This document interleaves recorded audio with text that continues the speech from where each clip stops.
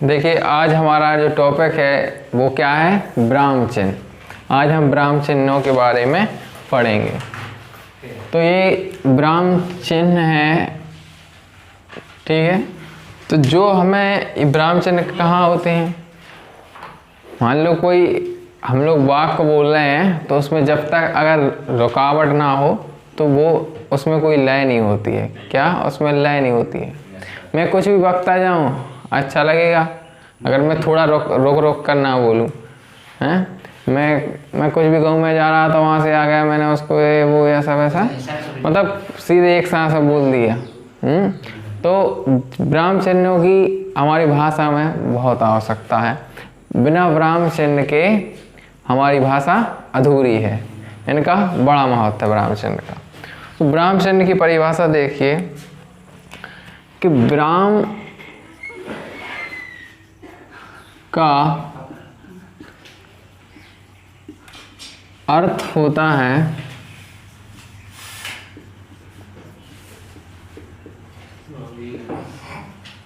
रुकना या ठहरना, ठीक है। क्या अर्थ होता है, ब्राह्म का अर्थ होता है रुकना या ठहरना, अर्थात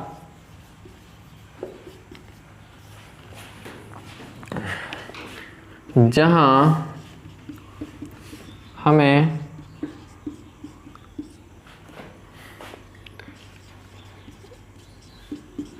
अपनी वाणी को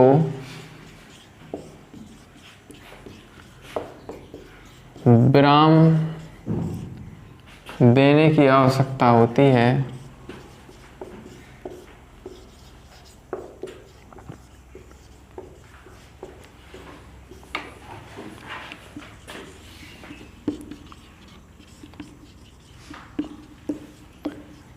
तब हम ब्राह्म चिन्ह का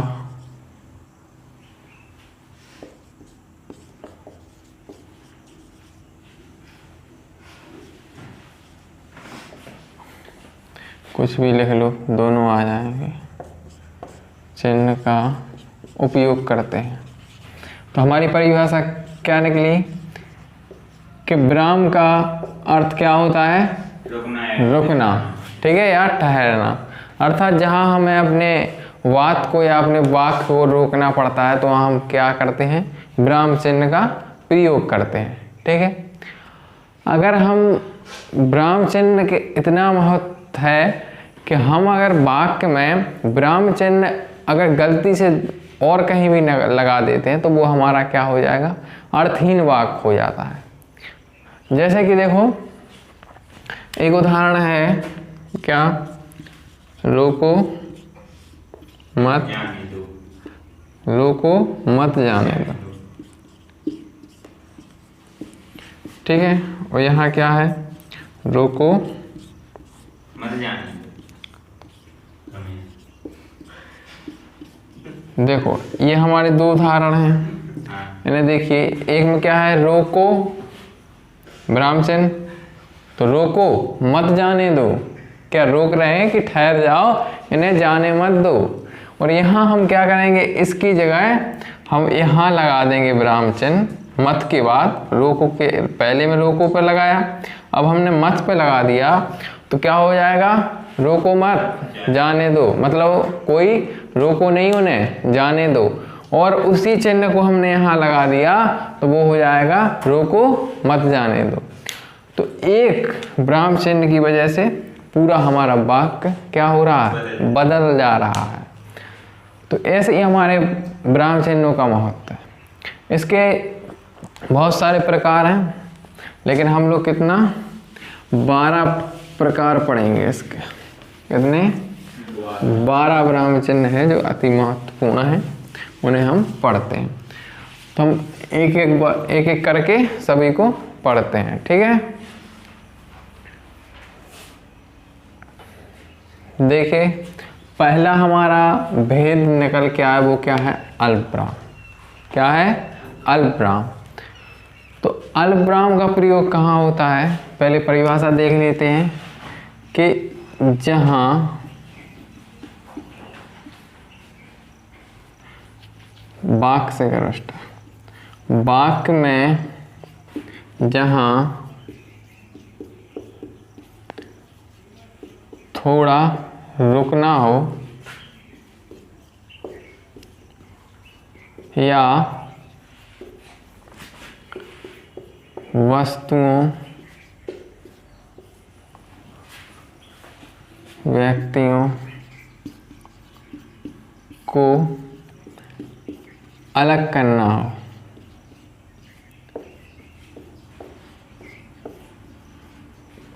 वहाँ हम अल्पविराम का प्रयोग करते हैं।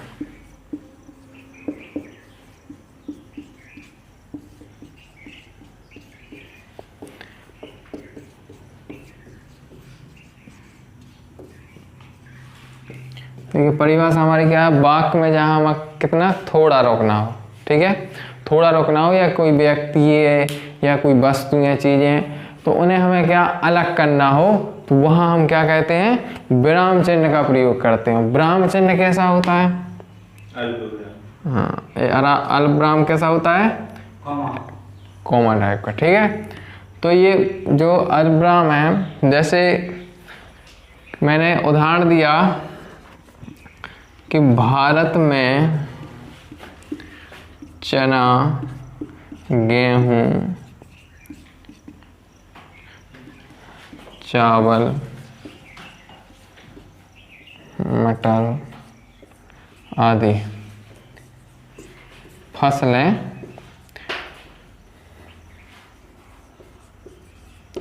उगाई जाती हैं, उगाई जाती हैं।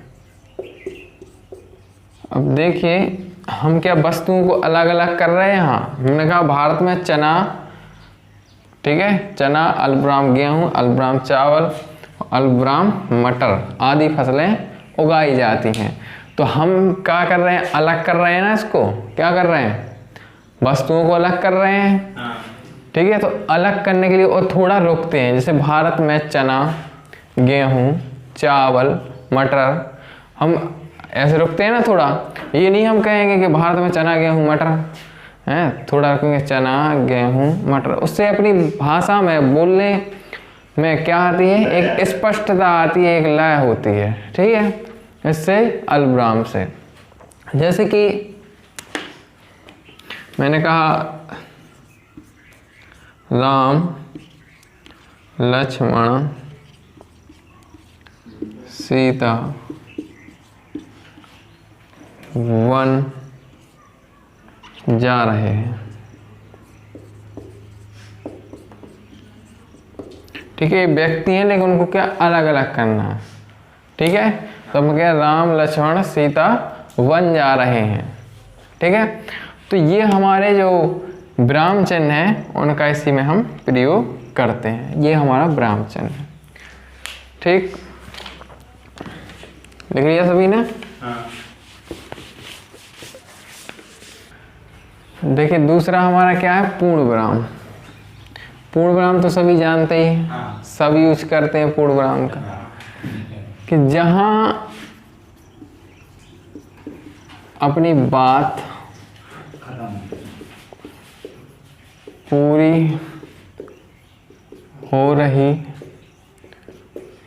हो या वाक्य खत्म हो रहा हो,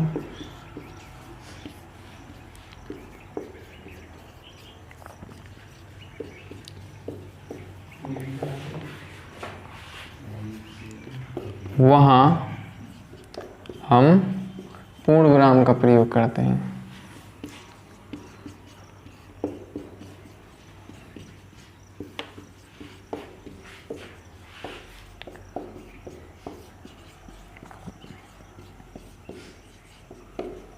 ठीक है, जहाँ अपनी पूरी बात क्या हो रही हो, क्या हो रही हो, पूरी हो और वाक्य खत्म हो रहा हो, तो ये क्या, वहाँ हम पूर्ण विराम का उपयोग, अपनी पूरी बात, हाँ पूरी बात, ठीक है। ये क्या है, जहाँ अपनी पूरी बात हो, क्या हो गया,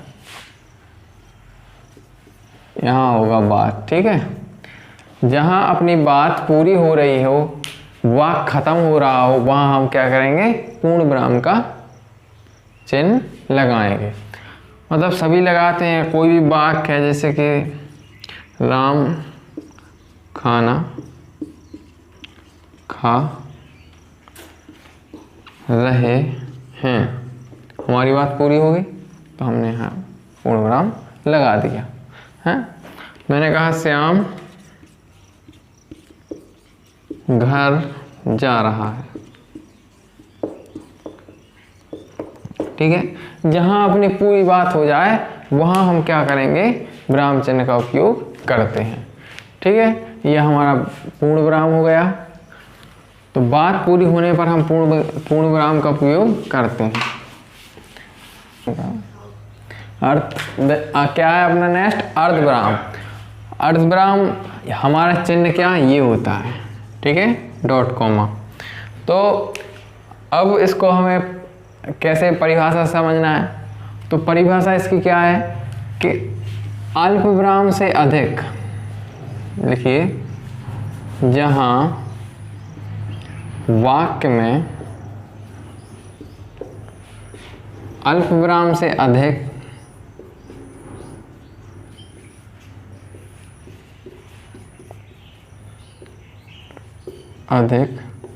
तथा पूर्ण विराम से कम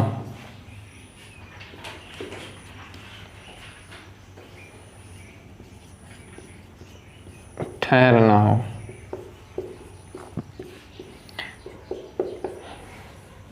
क्या कह रहे हैं कि जहां वाक्य में अल्प विराम से क्या अधिक, जो अल्प विराम पढ़ा अपन ने, अल्प विराम कैसा था, कॉमा था ये है, और पूर्ण विराम था क्या ये, ठीक है।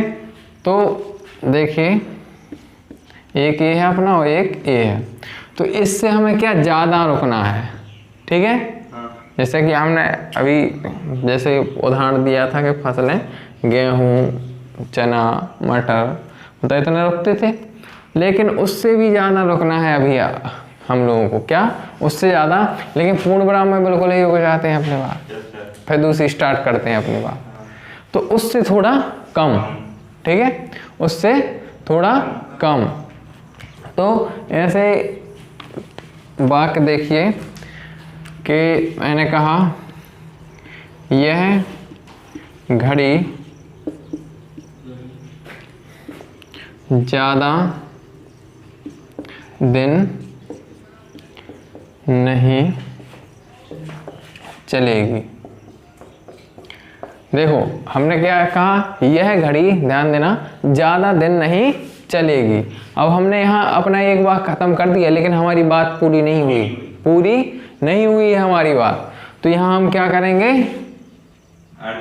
अर्ध विराम लगा देंगे और कहेंगे यह घड़ी ज़्यादा दिन नहीं चलेगी, यह सस्ती है, ठीक है। और यहाँ हमने पूर्ण विराम लगा दिया।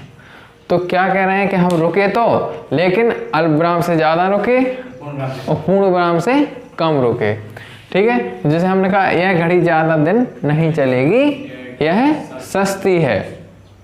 कहा कि यह घड़ी ज़्यादा दिन नहीं चलेगी, यह सस्ती है, मतलब हम ऐसे रुके। जैसे हमने कहा सूर्योदय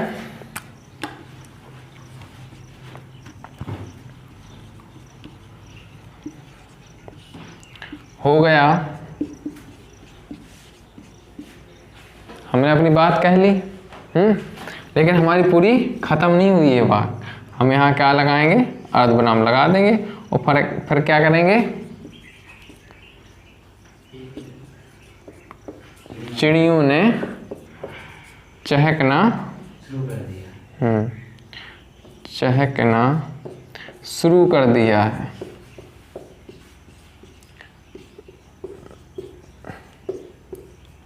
और यहाँ हमारा क्या आ जाएगा, पूर्ण विराम, ठीक है।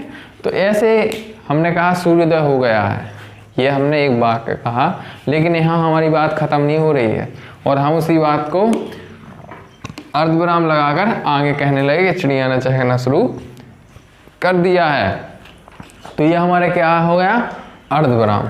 अर्धविराम में क्या होता है, डॉट कॉमा होता है, ठीक है। तो ये हमारा जहाँ अपनी बात क्या ना हो, पूरी ना हो, वहाँ हम क्या करेंगे, इसको लगा के अपनी आगे बात कहेंगे।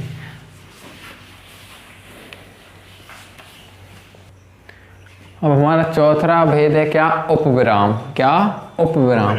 उपविराम में क्या होता है, दो हमारे बिंदी आ जाती हैं। तो इसमें परिभाषा होगी कि जहाँ अपना वाक्य पूरा ना हो तथा किसी वस्तु या व्यक्तियों के प्रकार बताने हो।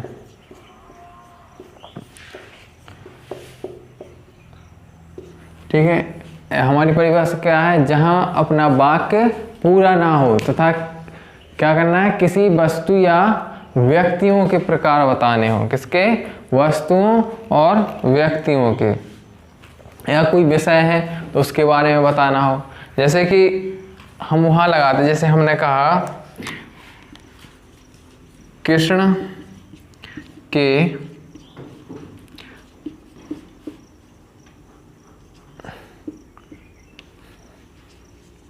अनेक नाम हैं। यह हमारी बात पूरी हो गई, लेकिन पूरी नहीं हुई है। क्या करें, कृष्ण के अनेक नाम हैं, लेकिन हमें पूरा करना है इसे। और वो नाम कैसे, हमें बहुत सारे बताने हैं, हमें उनका वर्णन करना है, ठीक है, उनके प्रकार। तो वहाँ हम क्या लगाएंगे, ए चिन्ह लगा देंगे और क्या कहेंगे कि गोपाल, फिर यहाँ कॉमा लगाकर क्या करेंगे, गोपाल, गिरिधर, मुरलीधर, ठीक है। ऐसे हम इनको लिख देंगे इस चिन्ह के बाद। और जैसे कि मैंने कहा, जैसे अपन क्या उदाहरण नहीं लिखते, उदाहरण लिखा, उदाहरण के बाद हमने क्या लगा दिया, उपविराम लगा दिया, और फिर यहाँ लिखने लगे कि वह जाता है, ठीक है। तो ऐसे हमारे, तो उदाहरण में देखो, उदाहरण ऐसा लिया, वहाँ हमने क्या लगा दिया, उपविराम, तो हमने वहाँ उपविराम लगा दिया। तो ऐसे जहाँ हमें कंडीशन मिले तो वहाँ हमें क्या लगाना है, उपविराम, ठीक है। ये हमारा चौथा भी हो गया। देखिए क्या है, विस्मयादि बोधक अपना अगला भेद है। विस्मयादि बोधक तो हम हर जगह व्याकरण में पढ़ते हैं, कोई भी हो तो वो हम पढ़ते रहते हैं इसमें। तो जैसा आप लोगों को पता होगा कि विस्मयादि जहाँ जहाँ दुख, घृणा, खुशी या हर्षोल्लास,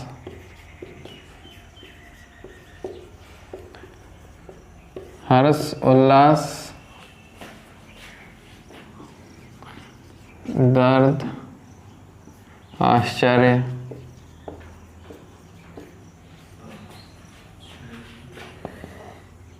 की बात प्रकट हो,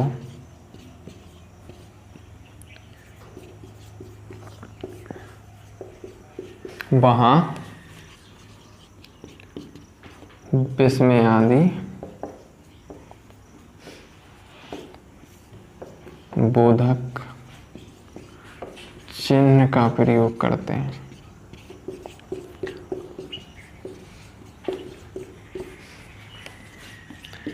हमारी परिभाषा क्या है कि जहाँ दुख हो, घृणा हो, हर्ष हो, उल्लास, दर्द, आश्चर्य, ये सब बातें प्रकट हो, वहाँ हमारा क्या होता है, विस्मयादि बोधक चिन्ह आता है।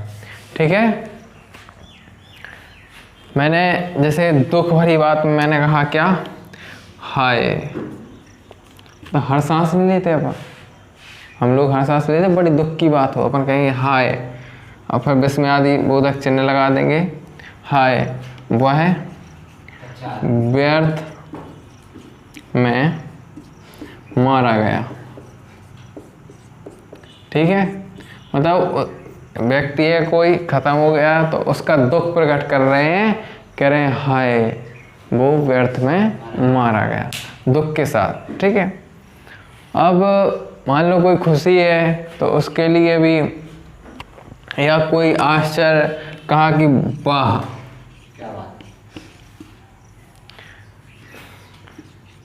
वाह तुम कितने सुंदर हो।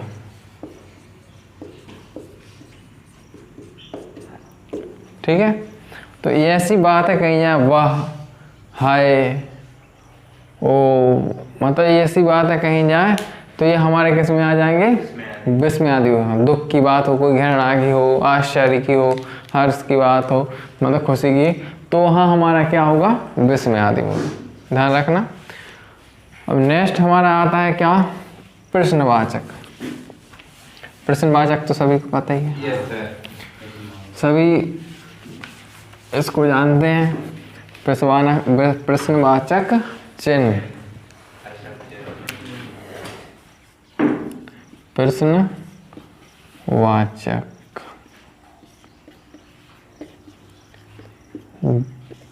प्रश्नवाचक चिन्ह सभी जानते हैं क्या होता है, ऐसा होता है।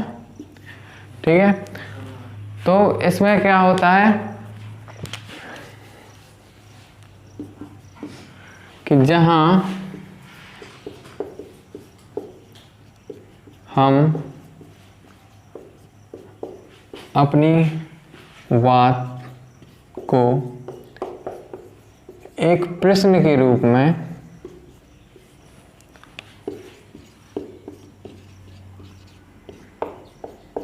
रखते हैं, वहाँ प्रश्नवाचक चिन्ह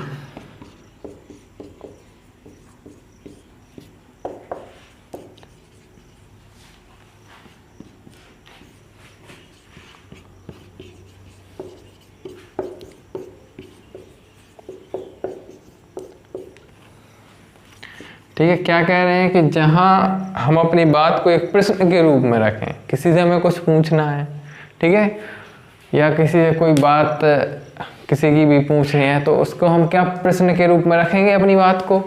ठीक है, मैंने कहा कि कोई प्रश्न वाली बात है, मैंने कहा तुम घर कब आओगे, क्या कहा, मैंने कहा कि तुम घर कब आओगे। ठीक है, तो वहाँ क्या हम प्रश्न पूछ रहे हैं, मैंने कहा कि आपकी घड़ी कहाँ गई, कहाँ गई, तो ये हमारा क्या है, प्रश्न ही तो है। तो ऐसे वाक्य जहाँ उससे क्या एक प्रश्न निकल रहा हो, ठीक है, एक प्रश्न के रूप में हम पूछ रहे हो, तो वो हमारा किस में आ जाएगा, प्रश्नवाचक चिन्ह में। और इसको आप लोग अच्छी तरीके से जानते हो।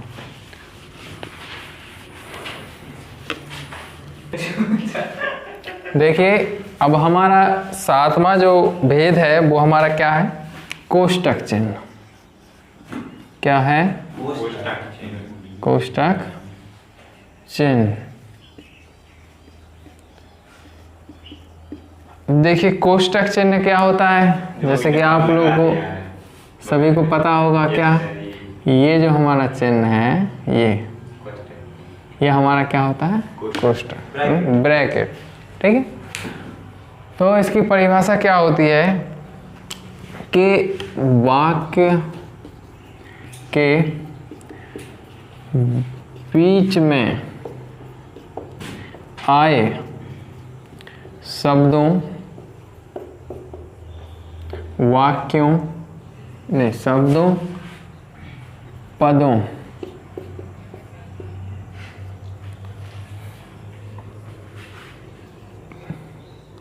के अर्थ को प्रकट करने के लिए प्रयोग करते हैं।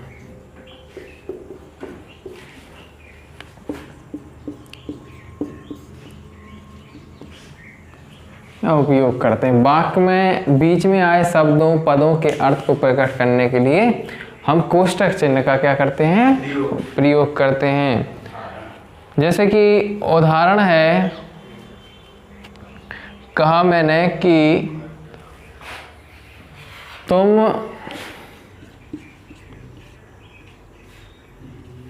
मूक, ठीक है, मूक प्राणी हो, ठीक है। अब मूक, ठीक है, अब ये मूक है तो हमें इसका क्या अर्थ प्रकट करना है, तो हम कोष्टक में यहाँ लिख देंगे क्या? शांत। तुम मूक शांत प्राणी हो, ठीक है। हमने कहा, मैंने कहा कि कोकिला, ठीक है, कोकिला मधुर आवाज,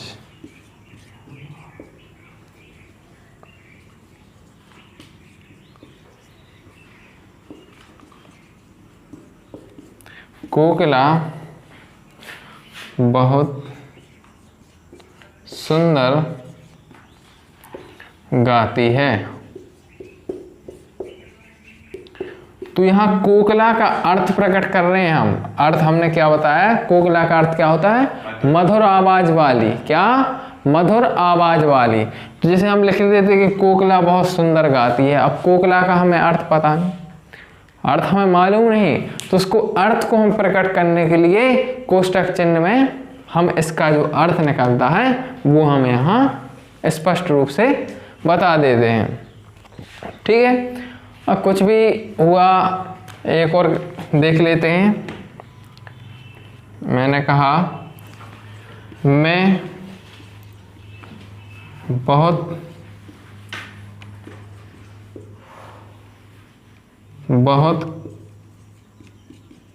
क्रोधित हूँ।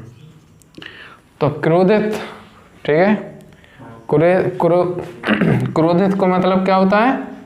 गुस्सा।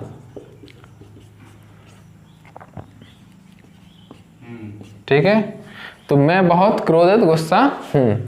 तो क्रोधित का होता है गुस्सा। तो ऐसा अपन क्या करेंगे? अर्थ प्रकट करने के लिए हम विराम चिन्ह का प्रयोग करेंगे।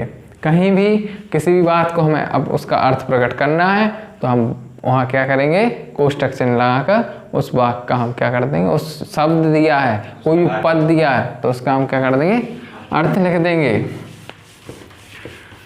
ठीक है, हम नेक्स्ट देखते हैं। देखिए हमारा 8वां क्या है? योजक चिन्ह। योजक चिन्ह क्या होता है कि अल्प विराम के बाद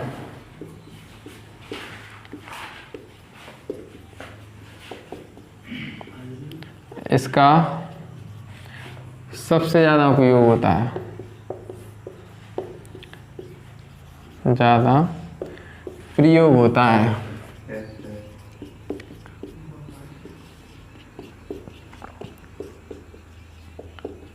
ठीक है, यह चिन्ह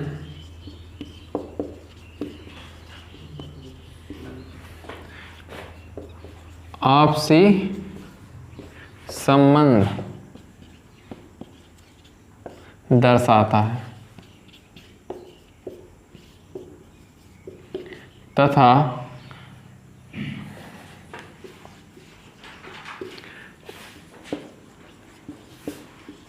एक दूसरे से जोड़ता है।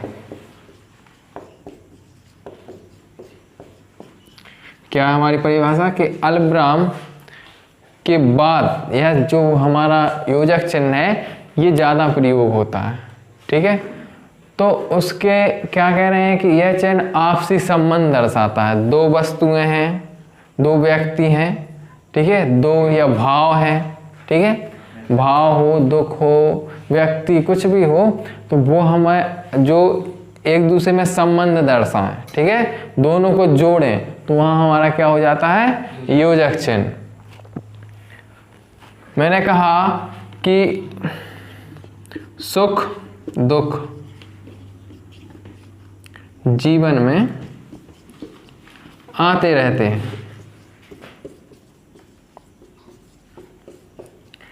मैंने क्या कहा कि सुख दुख जीवन में आते रहते हैं।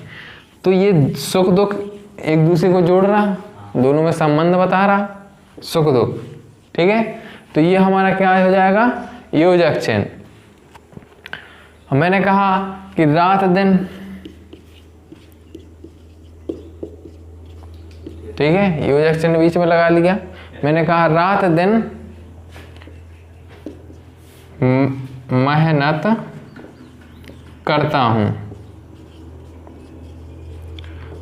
दोनों में संबंध बता रहा, रात दिन दोनों संबंध बता रहा है।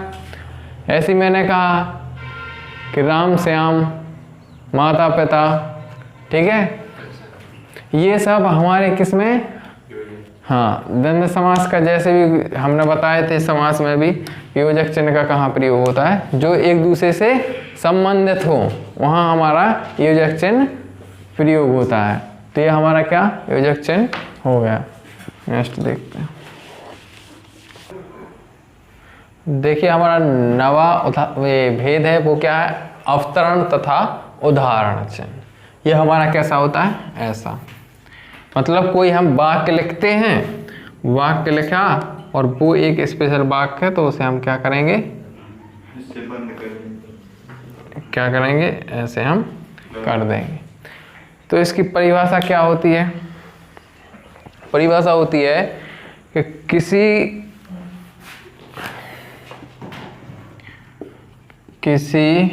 की कही हुई बात को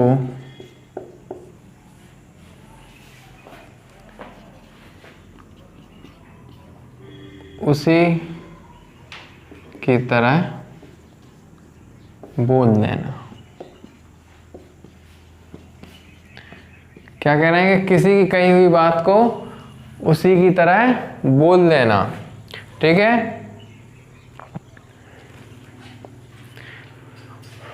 किसी भी बात को उसी तरह बोल देना है, उसी तरह प्रकट कर देना।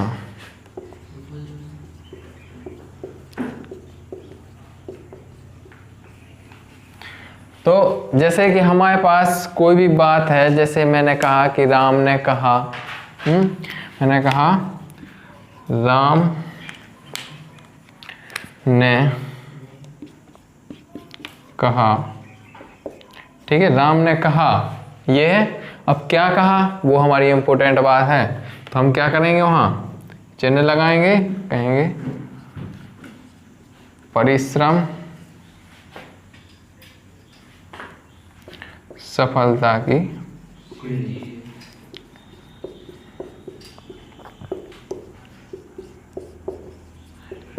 और यहाँ हमने क्या लगा दिया, ये चिन्ह लगा दिया। तो क्या कहा है कि राम ने कहा, अब उसी की बात को हमें प्रकट कर रहे हैं, क्या कर रहे हैं, उसी की बात को, हमारी परिभाषा भी कि उसी की तरह बोल देना, प्रकट कर देना, मतलब उसी की बात को वैसे ही, जैसे मैंने कहा कि राम ने कहा परिश्रम सफलता की कुंजी है, ठीक है। जैसे मैंने कहा कि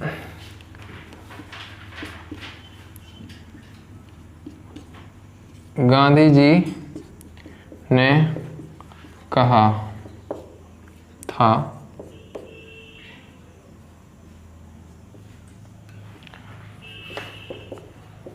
स्वदेश अपनाओ।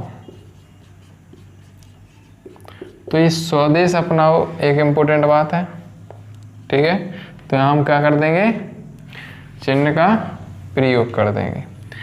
तो कोई भी बात कहते हैं तो उसकी बात उसने क्या कहा, ठीक है, वो हम उसको किसमें, अवतरण तथा उदाहरण चिन्ह में लिख देते हैं। और जैसे कि मैंने कहा कि जीवन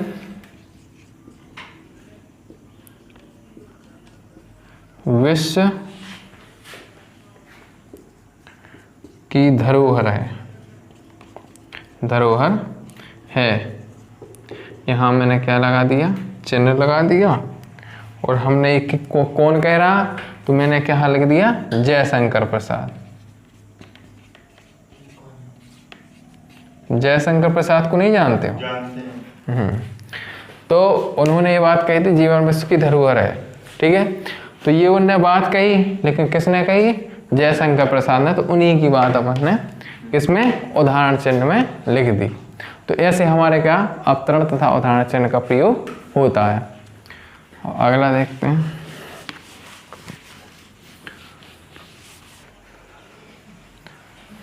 अब हमारा 10वां क्या है, रेखांकन चिन्ह।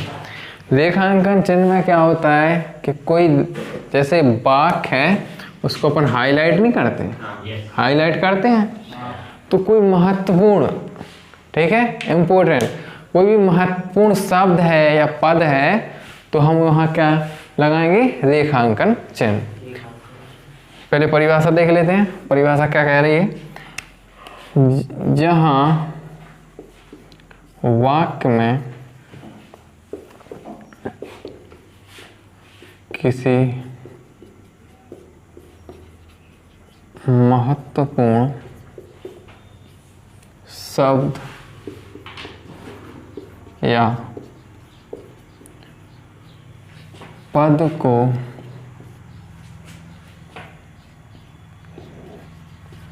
दिखाना है वहाँ रेखांकन चिन्ह का प्रयोग करेंगे।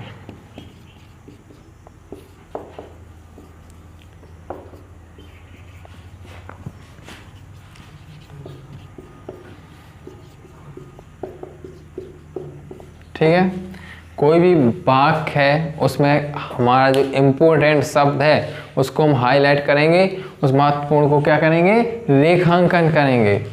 तो मान लो मैंने एक उदाहरण लिया, मैंने कहा कृष्ण ने बरगद के पेड़ के नीचे उपदेश दिया। क्या कहा मैंने कि कृष्ण ने बरगद के पेड़ के नीचे उपदेश दिया। और मैंने यहाँ बरगद है, ये बरगद क्या है, इम्पोर्टेंट शब्द है, क्या है, एक महत्वपूर्ण शब्द है। तो उस महत्वपूर्ण शब्द को क्या कर दिया हमने, हाईलाइट कर दिया, क्योंकि ये बरगद हमारा क्या है, महत्वपूर्ण शब्द है। ठीक है, जैसे कृष्ण ने पेड़ के नीचे उपदेश दिया, कौन सा, बरगद। क्योंकि अगर क्वेश्चन भी होगा तो क्या पूछा जाएगा, कौन से पेड़ के नीचे उपदेश दिया, तो क्या कहेंगे, बरगद। नहीं तो ये तो पूछा नहीं जाएगा कि कहाँ, मतलब कोई प्रश्न ही नहीं बनेगा। जैसे कि कहा कि पेड़ के नीचे उपदेश दिया, इसमें कोई क्वेश्चन ही नहीं बनेगा। तो जैसे बरगद है, तो बरगद ये हमारा क्या है, महत्वपूर्ण है, क्या है, महत्वपूर्ण है। और उदाहरण देख लेते हैं। कहा कि गोदान प्रेमचंद की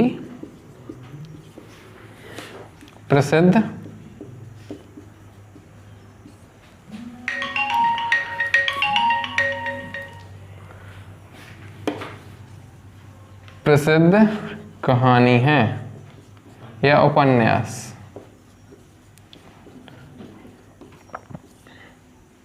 क्या कहा कि जो हमारे गोदान है प्रेमचंद की क्या है, प्रसिद्ध उपन्यास। तो गोदान कौन सी, गोदान, गोदान ये हमारी क्या है, प्रसिद्ध उपन्यास है। ठीक है, तो ये हमारी क्या हो जाएगी, हाईलाइट हो गया, ठीक है, रेखांकन हो गया। तो आप समझ जाइए कि कोई भी महत्वपूर्ण बात है तो वो हमारी किस में आ जाएगी, रेखांकन चिन्ह।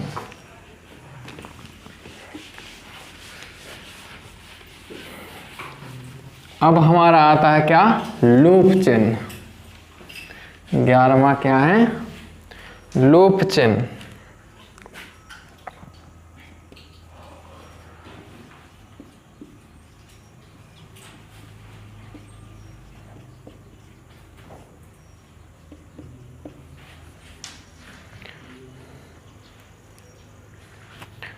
लोप चिन्ह कैसे होते हैं, डॉट डॉट होते हैं, ठीक है।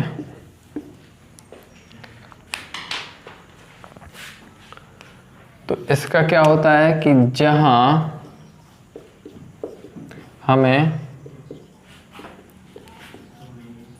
अपनी बात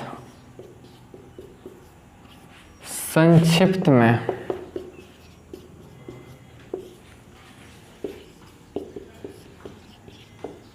करनी हो,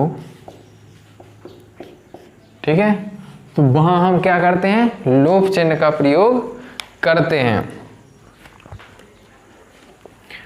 और जैसे कि मान लो कि कोई अनुच्छेद है, ठीक है, कोई अनुच्छेद दिया, मैंने क्या कहा, हाँ, मैंने कहा मैं आज घूमने गया, वहाँ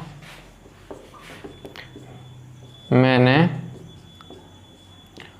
बहुत कुछ देखा। अब यहाँ क्या कर, डैश डैश करके बड़ा मज़ा आया, बड़ा मज़ा आया। यहाँ हमने क्या कहा, वाक्य लिखा, मैं आज घूमने गया, वहाँ मैंने बहुत कुछ देखा, और वहाँ क्या हुआ कि हमारे पास बड़ा मज़ा आया, ठीक है। तो ये हमारा क्या हो गया, चिन्ह, कौन सा, लोप चिन्ह। मानो जैसे कि कोई भी वाक्य है, अपन क्या करते हैं, कोई काव्यखंड है, क्या कर देंगे, थोड़ा सा वाक्य लिख देंगे, ठीक है। मैंने कहा कि रहमन देखी डैश डैश कहा सुनी। अब बीच का हमारा क्या है नहीं, ठीक है। तो ये हमारा बीच में क्या है, हमें वो बात छोड़ दी है, तो उसे हम क्या करेंगे, इसमें लोप चिन्ह लगा देंगे, ठीक है। तो हमें बात क्या स्पष्ट होती है इससे कि कोई भी वाक्य है, ठीक है, तो उसमें हमें अपनी बात को बीच में छोड़ना है, क्या, अपनी बात को छोड़ना है बीच में, तो हम वहाँ क्या किसका प्रयोग करते हैं, लोप चिन्ह का प्रयोग करते हैं। जहाँ अपनी बात को छोड़ना है वहाँ हम लोप चिन्ह का प्रयोग कर देते हैं, ठीक है। अब देखिए हमने कितने 11 हो गए हैं, अब 12वां करते हैं।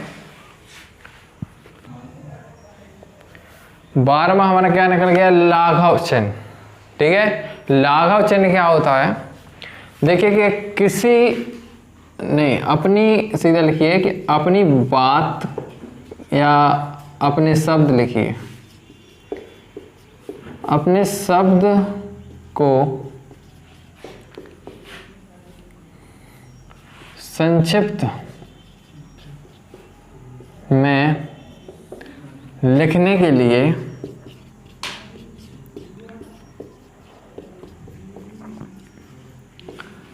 लाघव चिन्ह का प्रयोग करते हैं।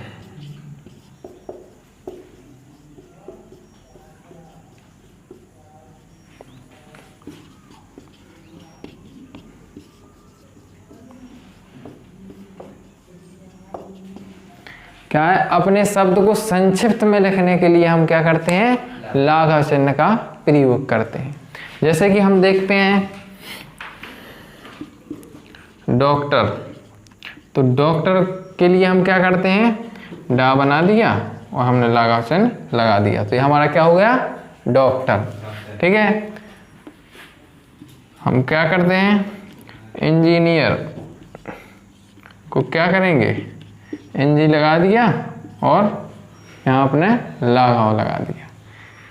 फिर हमने क्या उत्तर प्रदेश हमने लिया, उत्तर प्रदेश।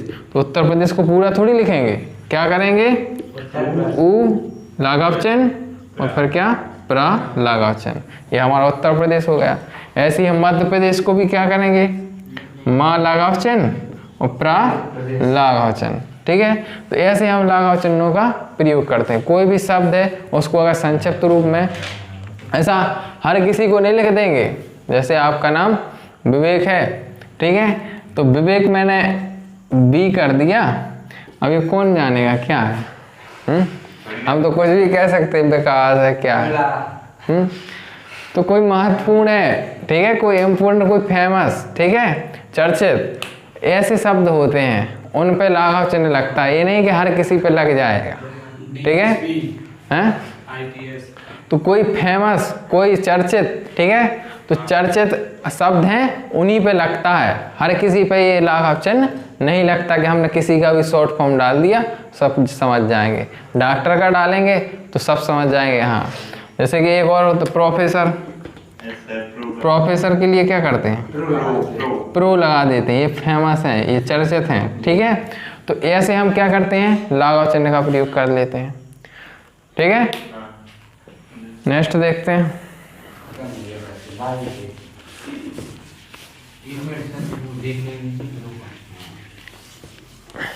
नेक्स्ट, अब हमारा क्या है, पुनरुक्ति सूचक चिन्ह। इसमें क्या होता है, ये चिन्ह ऐसा होता है, इसकी परिभाषा देख लेते हैं। इस चिन्ह में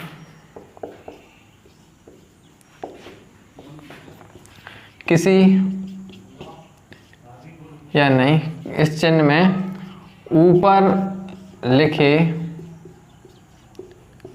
शब्द को अपना श्रम बचाने के लिए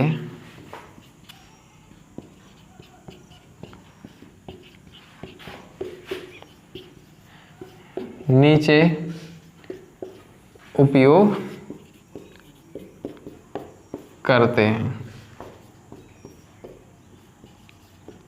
देखिए इसमें क्या होता है कि कोई भी चीज़ होती है, कोई वस्तु ही, तो उसको हम लिख रहे हैं, ठीक है, वस्तु लिखते जा रहे हैं, लेकिन ऊपर लिखी वस्तु को हम उसको क्या श्रम बचाएंगे, अपना श्रम बचाने के लिए इस चिन्ह का हम प्रयोग करते हैं।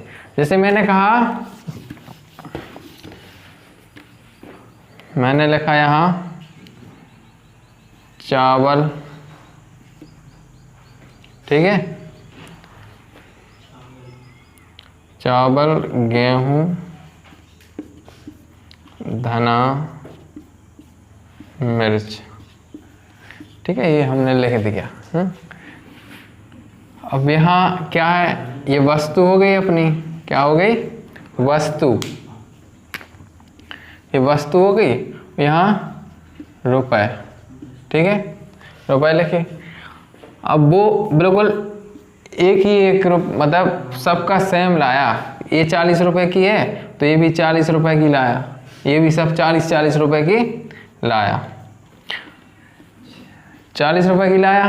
तो अब उसे ये 40-40 नहीं लिखने हैं, ठीक है, क्या उसे ये 40-40 रुपए नहीं लिखने हैं।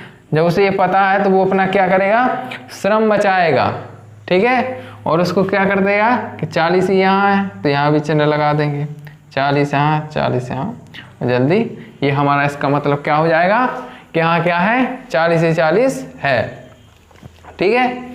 और मान लो यहाँ 50 होता तो यहाँ भी हम क्या कर देते, 50-50।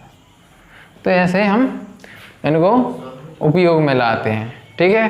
कोई भी जैसे कि एग्ज़ाम है उसकी हम लिस्ट बनाते हैं, ठीक है, तो एक प्रकार के नंबर आए तो हम क्या उसी को ऐसे ऐसे करते जाते हैं, तो वो हमारा कौन सा होता है, पुनरुक्ति चिन्ह होता है। क्या, पुनरुक्ति चिन्ह होता है, तो इसका उपयोग ऐसे होता है। विवरण चिन्ह हमारा एक और है, इसमें क्या होता है कैसा होता है सर? कि ये ऐसा चिन्ह आपको पहले ही बता दिया है। इसमें इस चिन्ह में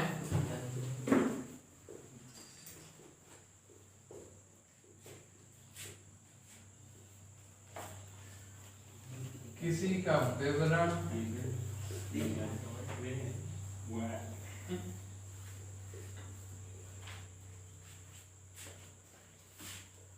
प्रकट करने के लिए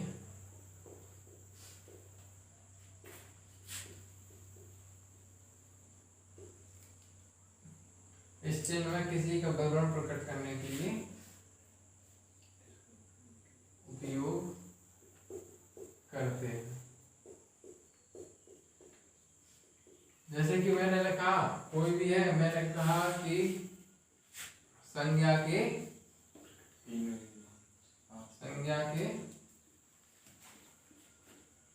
5 भेद, या हमने लिख दिया संज्ञा के भेद लिख दिया, ठीक है।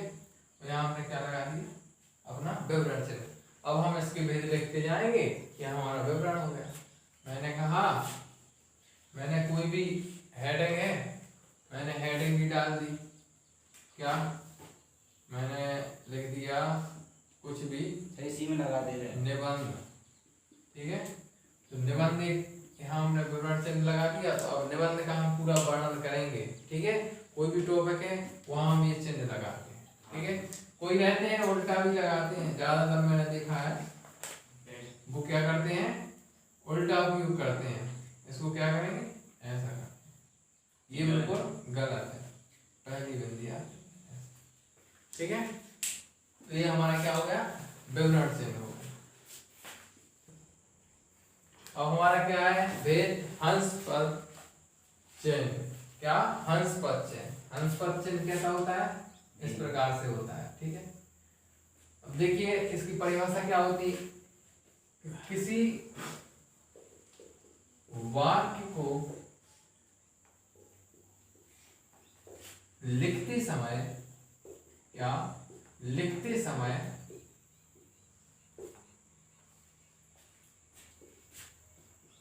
हमसे छूट जाता है, तब हम इस चिन्ह का प्रयोग करते हैं। अगर आप कोई वाक्य लिख रहे हैं, ठीक है, उसमें आपका क्या शब्द छूट गया है, तो हम उस त्रुटि को, अपनी गलती को सुधारने के लिए हम इस चिन्ह का प्रयोग करते हैं। जैसे राम कल जाएगा, अब हमने लिख तो दिया, लेकिन हमें यहाँ क्या लिखना था कि राम कल दिल्ली जाएगा। अब यहाँ क्या जगह नहीं है हमें लिखने के लिए दिल्ली, हमने लेकिन लिख दिया है। ये हमारी त्रुटि हो गई, गलती हो गई, तो हम उसको सुधारने के लिए हंस पद चिन्ह का प्रयोग करेंगे। वो क्या करेंगे, हम यहाँ उसको ऐसा लगा देंगे, तो यहाँ क्या लिख देंगे, छोटे में दिल्ली। तो ये हमारा हो जाएगा राम कल दिल्ली जाएगा। और अगर हमें ये नीचे लगाना है तो हम ऐसा लिख देंगे, भी बना देंगे, ठीक है। तो ज्यादातर ऊपर ही लिखा जाता है, ठीक है, और ये चिन्ह लगा दिया जाता है। कोई भी त्रुटि होती है आपके साथ, कोई भी गलती होती है कि हम ये शब्द छूट रहा है, तो हम वहाँ इस चिन्ह का प्रयोग करके उसको सही कर सकते हैं, ठीक है। ये हमारे सारे विराम चिन्ह हैं। आशा करता हूँ आप लोगों को समझ में आया होगा। समझ में आया सभी को? ठीक है।